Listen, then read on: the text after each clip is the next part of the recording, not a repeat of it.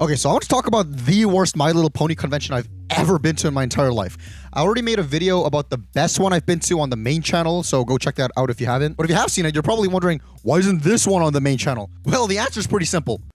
I don't want to give these guys any exposure. Not for free, at least. And once I relay what happened, I think you'll understand why. But first, to start off with the positives, there were only 2 positives in the entire thing, right? Number 1 being this gift that I got from my friend Kenny. Thank you. That's awesome. Number 2 being this other gift I got from my friend slash YouTube colleague, Ultrasonic Rainboom. The guy's awesome and he makes Bible study My Little Pony videos. I was actually recently on his channel where we did a collab about how Rainbow Rocks and Sunset Shimmer's character arc has some biblical parallels to it. So definitely go check that out if you want to see more of yours truly. But other than the formalities, yeah, the worst My Little Pony con I've ever been to. Now, that probably isn't saying much because I've only been to 3 cons my entire life and all 3 of them were My Little Pony related. But to play devil's advocate, I mean, if it weren't for My Little Pony cons, what other con would I possibly go to? Anime cons? I don't think so. I'm not a weeb. I don't even know what anime is. Anyways, let me get my notes out real quick and we can get this started. So first things first, right? When I stepped in, I already knew this was going to be a horrible experience based on the fact that I'm at the registration desk spelling my name out, right? EffMinus. Now, it might be a little hard to tell, but under the word minus, they accidentally spelled it wrong. MINOUS. So when they printed it out as EffMinus, I said, hey, that's not how my name is spelled. But instead of, printing me a new one, they literally just printed and taped over it. Which, yeah, I get these things cost money, but like, really? You're gonna do that right in front of my face where it's freaking obvious? The most baffling part is when like a supervisor came around and the person typing was like, and he's like, is there a matter? Is there a problem? And she was all like, oh, apparently his name is Minus without the O. What? In what world is Minus spelled with an O? But I was like, you know what? Ultimately, it builds character. The name tag has some character. It has a fun story to it. Whatever. Let's move on, right? I pay the $45 fee. Yes, $45 for a freaking spelling mistake. and I walk into the con, right? Now, what's ironically interesting is how there were no interesting panels there. So I didn't even go to any panels. I just hung around the vendor hall. So I pretty much spent $45 for the privilege of spending like $150 more later. At this vendor hall, there was this little table that said, draw Trixie eating a pine cone. At first, I wasn't gonna do it because I'm really awesome and I didn't think they deserved free art from me, especially when my friends were like, do it, F, do it, do it, do it. And I'm like, no, I'm not giving these guys free art. But then they said, fine, don't do it. And I was like, you know what? You're on. I'm gonna do it. So I don't know if I'm like particularly prone to falling for reverse psychology or what, but there's that if you want to manipulate me, I guess. Anyways, here's my piece. I thought it turned out pretty well. Judging by the fact that I've never drawn a pine cone before nor since this, it's kind of interesting. A few days ago, I found this Tumblr thread where the guy organizing this posted all these submissions, and apparently I was his favorite. I mean, not that I would have expected anything else because I am the best, but Now, the only thing is that I think all these drawings went towards like a charity auction thing. So essentially, not only did I give away like a masterpiece for free, but it was going towards a good cause. If I knew that it would be going towards raising money for a good cause, I don't think I would have done it, or at least I would have taken mine home. But oh well, we all make mistakes.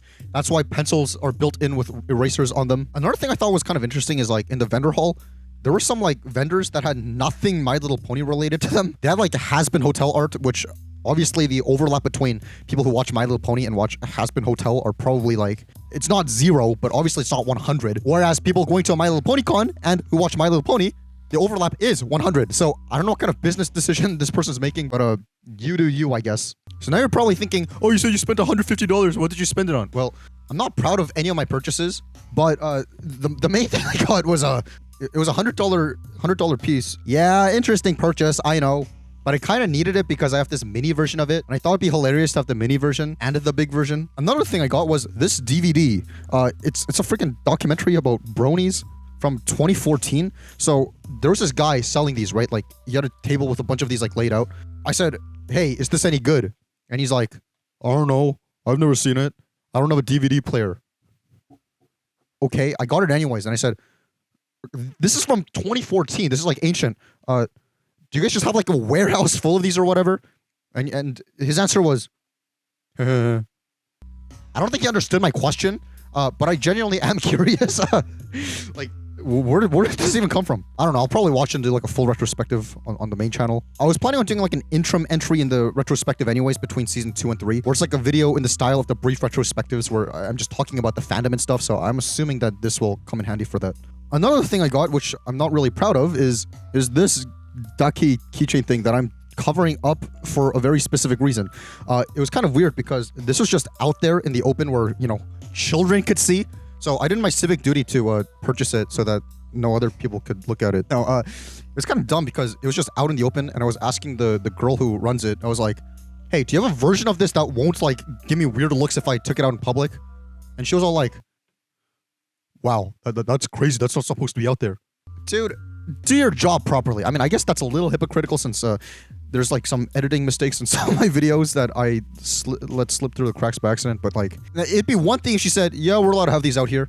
It's another thing to say, "That's crazy. That's not supposed to be out there." Oh my goodness. Anyways, this is gonna stay locked up in my treasure chest forever. I'm not even gonna look at it. I was just doing my civic duty to make sure that no eyes go soiled again. But anyways, like I was saying, because of like the non-My Little Pony related stuff in the vendor hall, ironically, me and my buddy, we went to Toys R Us afterwards. Funnily, the Toys R Us had more My Little Pony related things than the vendor hall at the Pony Con. So I took a selfie with Rainbow Dash.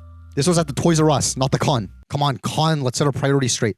But other than that, I'm probably never going to go back ever again. Out of the VIP guests for the con, as in like people who worked on the show, there were only 2, and one of them being the voice actor of Flash Sentry. So I thought it would be hilarious to get a picture taken with him and like have him in like a chokehold and like have a gun like at his temple for being the ex of my waifu.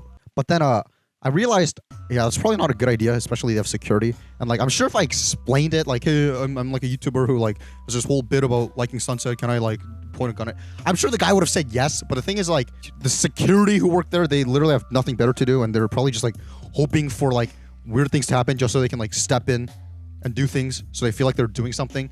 So I guarantee if they saw this, it's not even real, obviously, but like, I guarantee if they saw it, they would have tackled me even if I like explained the situation. So that's that. I didn't get to do that. Another thing was there was like a little hangout room. I'm just gonna say,